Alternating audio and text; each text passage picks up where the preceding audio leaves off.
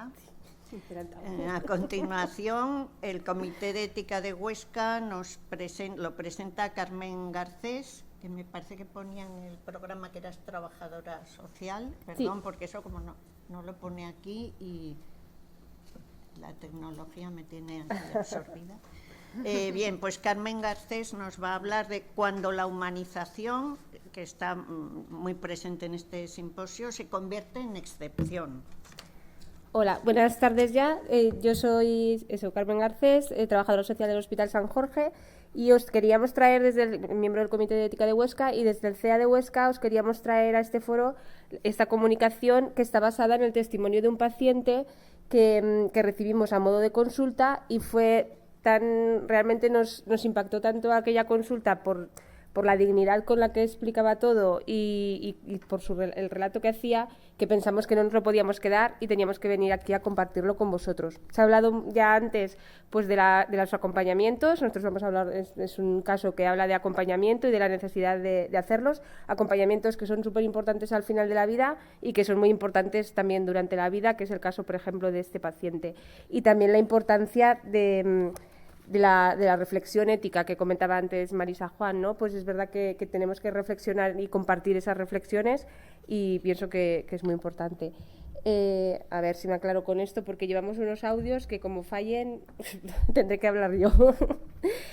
Bueno, esto es una consulta de testimonio directo que nos invita a reflexionar sobre la necesidad de adaptar las normas a las necesidades de las personas, porque no hay que perder de vista que las normas son para proteger y a veces, pues queriendo proteger, pues desprotegemos a las personas. En este caso es una situación de vulnerabilidad que sale por... nadie hizo nada que no fuera correcto normativamente, ¿no? Pero sí que para el paciente él nos lo explica y además lo que os decía, lo explica también, que hemos querido traer sus palabras y su voz. Y entonces, bueno, la voz es, luego veréis los audios que hemos tomado una voz prestada, no es la propia voz del paciente. El paciente sabía que íbamos a presentar este caso y le pareció adecuado. Y bueno, lo que os decía, adaptar las normas a las necesidades de las personas, dar una especial atención a personas que tienen necesidades especiales y humanizar siempre todas nuestras atenciones.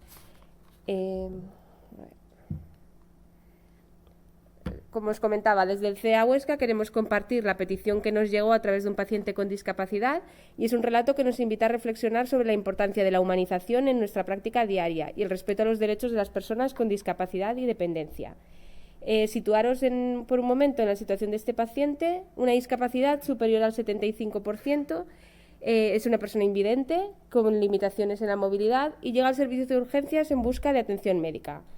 En principio la experiencia habría tenido una experiencia de cuidado y apoyo, pero para él el tiempo de espera sin presencia de acompañante se convirtió en una situación incómoda y de malestar, que es lo que nos transmitía en la consulta. En su relato, el paciente nos muestra su profundo malestar durante las 2 horas en las que estuvo esperando a que le atendieran.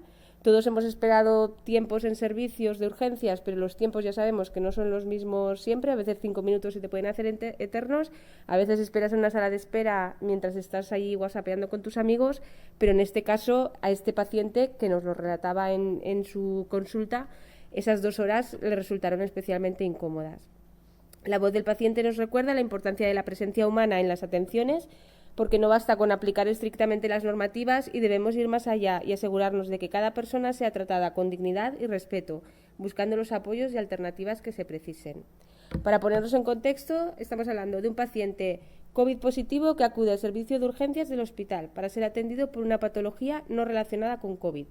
Viene acompañado por persona cuidadora, su mujer, cuidadora principal, que también en ese momento era COVID positivo. 73 años, hemos cambiado algún dato, alta discapacidad, más del 75%, los temas de discapacidad y dependencia no están cambiados, eran así, dependencia grado 3, problemas de movilidad y necesidad de apoyo a tercera persona.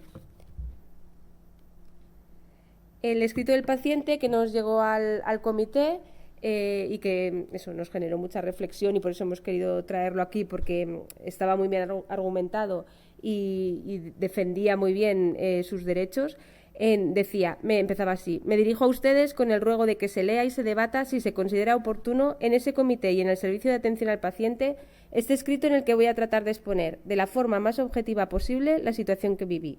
La única finalidad que me mueve a presentarlo es que se adopten o revisen las normas que permitan a las personas con discapacidad, dependientes y con necesidad de ayuda de tercera persona disponer de ese acompañamiento mientras permanezcan en el hospital. Ya sabemos que las normas COVID han limitado más todo lo que son acompañamientos y así.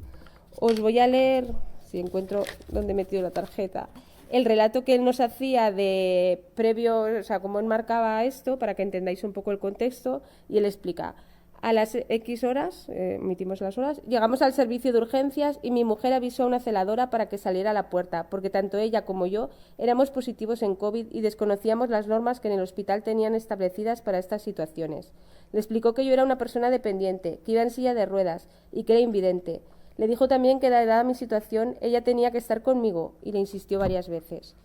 Le dijeron que ella no podía entrar, que se quedara fuera y esperara que le llamaran para informarle, y así lo hizo. Como pasaba el tiempo, preguntó en un par de ocasiones sobre mi situación y la respuesta, siempre con amabilidad, fue: ya está en la sala esperando, usted no se preocupe, que la llamarán. Pasado un tiempo se dirigió de nuevo insistiendo, diciendo que llevaba 2 horas esperando y necesitaba saber en qué situación me encontraba y dónde, y si tenía alguna necesidad personal. Fue entonces cuando decidieron acompañarla a la sala donde yo estaba. Y ahora, si funciona el audio, escucharemos, él nos exponía, él decía: expongo cuál fue mi situación en esas 2 largas horas. Yo os invito, pues como pone ahí, que cerréis los ojos y tratéis de situaros en el lugar del paciente, un paciente invidente con problemas de movilidad. Y a ver si nos funciona el audio, que estaría muy bien. Con el ratón, pues le puedes dar a la flechita. Sí, pero dice, me temo que pone no disponible. A ver, dale. Oh. No se escucha, pues te habíamos hecho una grabación y me vais a tener que escuchar a mí más rato. Después de la primera valoración en el sí, servicio de urgencias, bajito. me subieron a una sala donde estaba aislado y me dijeron que me llamarían.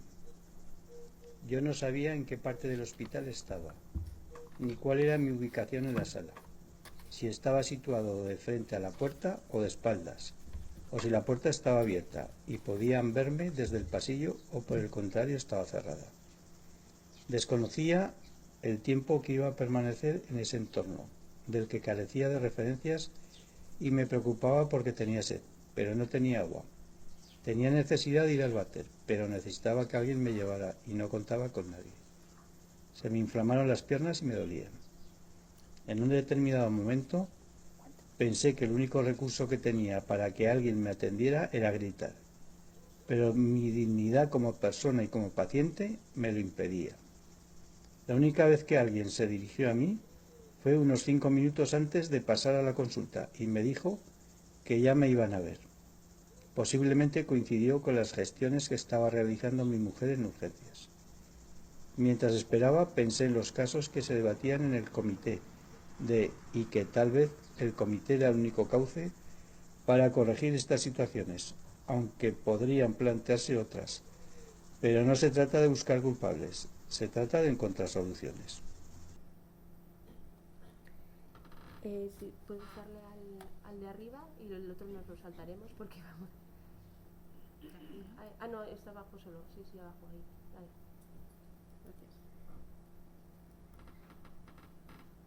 Gracias. ¿Ya? Pienso que las personas dependientes no tenemos que estar reclamando unos derechos que la ley nos ha reconocido y que nos pertenecen, y menos tener que hacerlo en el ámbito de un... Uy, se ha cortado. ¿Ya?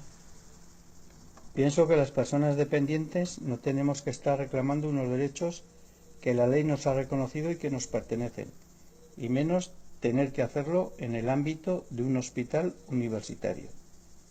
Nos preguntamos a quién corresponde en el hospital tomar la decisión de permitir el acompañamiento de una persona dependiente, pero la norma tiene que ser muy clara y su aplicación basarse en las necesidades del paciente y no depender de otros factores al margen del mismo.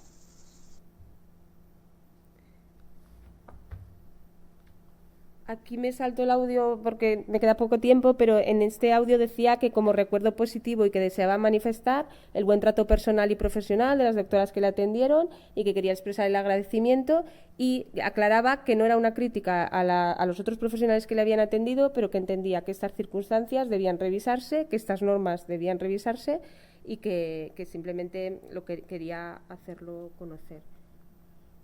Bueno, desde el CEA, tras valorar la consulta en profundidad, informamos al paciente que considerábamos que no era competencia del CEA la resolución en sí, que procedíamos a enviar la queja y la respuesta a la gerencia y dirección del hospital para que se hiciera una reflexión de la necesidad de acompañamiento. Nombrar que sí que existe una orden de mínima espera y acompañamiento, pero está limitada a pacientes que lo hayan solicitado y cumplan unas determinadas condiciones.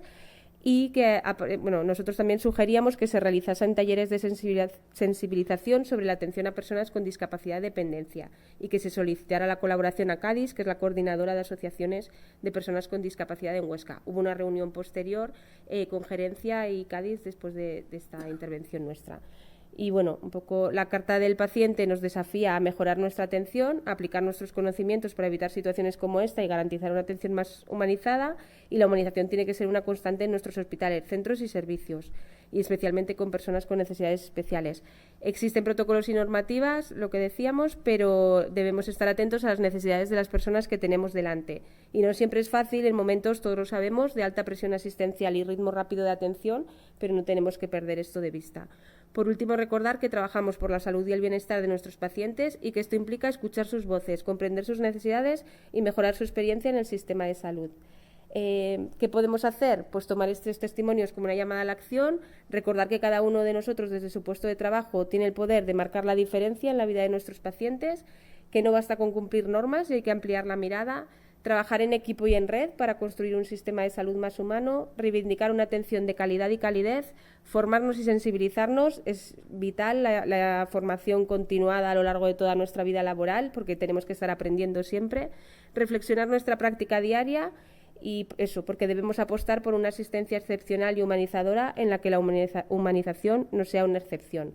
Nosotros eso, como CEA, no es que elevamos esto a las instancias que lo tenían que resolver, pero sí que creemos que hay todo un trabajo del CEA en esta sensibilización y en este hacer llegar los derechos de los pacientes, que nos lo explicó muy bien. La verdad es que él mismo no tiene desperdicio, el texto que nos envió era muy objetivo, como él decía, y contaba simplemente la vivencia que se había encontrado y que esperamos que no se den estas situaciones, porque entre todos tenemos que humanizar nuestros servicios. Gracias.